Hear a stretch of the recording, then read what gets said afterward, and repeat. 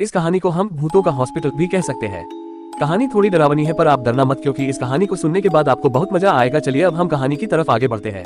वासेपुर जाने वाले सड़क के पास एक हॉस्पिटल है और यह हॉस्पिटल जंगल के बीचों बीच में है। इस सड़क को भूतिया सड़क कहा जाता है और इस हॉस्पिटल को 4 बजे से पहले खाली कर जाता है, क्योंकि यहाँ पर भूतों का बसेरा है। एक बार कॉलेज का एक ग्रुप घूमने के लिए यहाँ पर आते हैं, जिसमें से विकास और प्रेरणा रास्ता भटक जाते हैं। प्रेरणा डरते हुए विकास से कहती है, हमारे बाकी दोस्त कहाँ होंगे?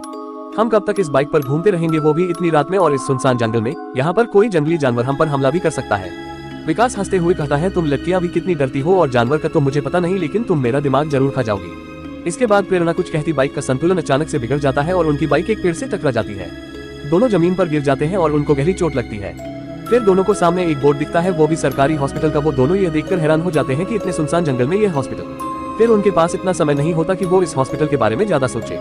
प्रेरणा को गहरी चोट लगी होती है, जिस वजह वह बेहोश हो जाती है, जिससे कि विकास उसकी मदद करता है और उसे गोद में उठाकर हॉस्पिटल ले जाता है। जैसे ही वह हॉस्पिटल में पहुंचता है, डॉक्टर पहले से ही हॉस्पिटल के गेट के बाहर उसका इंतजार कर रहा होता है। विकास को यह सब देखकर बहुत अजीब लगता है, फिर भी वह घबराते हुए डॉक्टर को कहता है, हमारा एक छोटा सा एक्सीडेंट हो गया है और प्रेरणा इसी बीच बेहोश हो गई, प्लीज इसको बचा लीजिए। डॉक्टर उन दोनों को इमरजेंसी वार्ड में दाखिल करता है और वहीं पर उन दोनों का इलाज करने लगता है।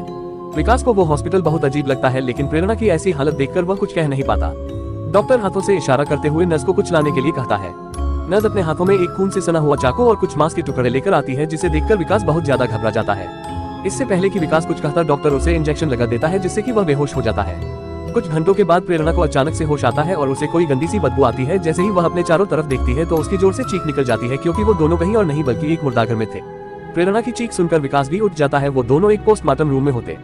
जैसे ही वह दोनों भागने के लिए दरवाजे की ओर जाते हैं, दरवाजा अपने आप बंद हो जाता है और वो डॉक्टर अचानक से वहां प्रकट हो जाता है और देखते ही देखते वह एक भयानक चेहरे में बदल जाता है। इसी के साथ साथ वहां पर बहुत सारे भूत अचानक से प्रकट हो जाते हैं। विकास और प्रेरणा बहुत ज्यादा डर जाते हैं और उन भूतों से कहते हैं, प्लीज हमें जाने दो, हमें मत मारो। उन दोनों की बातें सुनकर भूत बहुत जोर जोर से हंसने लगते हैं और उन दोनों की आंखें निकाल लेते हैं, ताकि वो दोनों भागने की कोशिश न करें। आंखें निकालने के बाद विकास और प्रेरणा वहीं पर तड़प तड़प के मर जाते हैं। अगली सुबह जब हॉस्पिटल का स्टाफ वहां पहुंचा तो रिसेप्शन पर विकास और प्रेरणा की लाश को देखकर बहुत ज्यादा डर जाते हैं और उसमें से एक लेडी डॉक्टर करिश्मा वहां से भागकर चली जाती है और उसी के पीछे पीछे डॉक्टर शिवम जाते हैं और कहते हैं, घबराओ मत करिश्मा, यहाँ पर रोज लाशों का होना आम बात है, तुम यहाँ पर नई नई आई हो इसलिए तुम्हें कुछ पता नहीं है। करिश्मा घबराते हुए पूछती है, यह लाशें कहाँ से आती है? इनकी हत्या कौन करता है? इस हॉस्पिटल में ऐसा क्यों होता है?